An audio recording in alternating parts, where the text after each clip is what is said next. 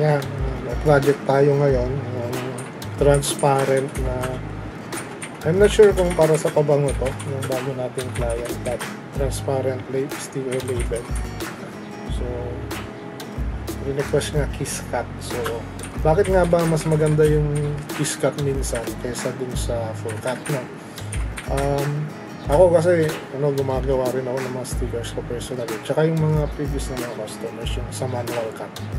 Kapag kinakat mo siya ng buong square, technically ang concern kasi doon, mas mahirap siya tipin dito. So at least pag na kiss cut mo kasi siya, ayan, parang ito, tinatanggal natin yung pagka kiss cut niya, nakat na siya. So dinaan natin siya sa ating machine. So ganyan. So ngayon, mahirap siyang tanggalin sa umpisa, no? Kasi nga nakadikit pa siya dun sa pinaka kanyang papel sa likod ng sticker paper ng ating transparent. Kumpara kung o kasi natanggal na natin yung kanyang yung buong sticker. So ang gagawin na lang ng customer, madali na lang yung ipin, tutupi lang niya to, tutupi-tupi lang niya yung papel. Ayan. So matatanggal na siya. So tanggal na siya. So yan, hindi masyadong kita kasi nga transparent yung ating transparent yung ating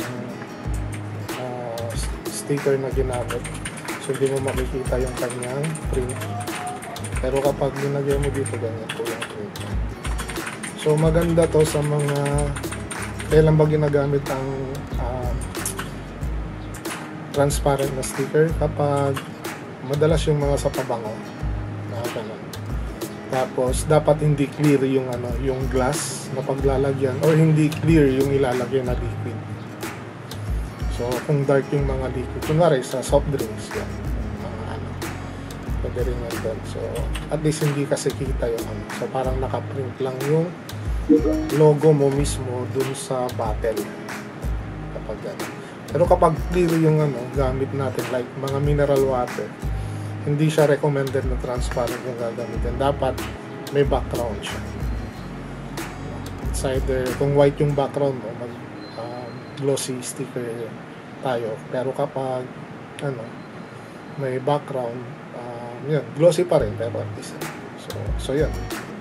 Yung kagandahan pag yung kiss cut, tsaka kung kailan ginagamit ang sticker.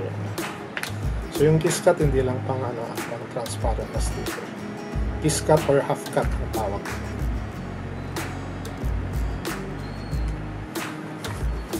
Okay. So follow nyo yung ating page at sa inyong mga printing needs, message na kayo sa ating page. Salamat.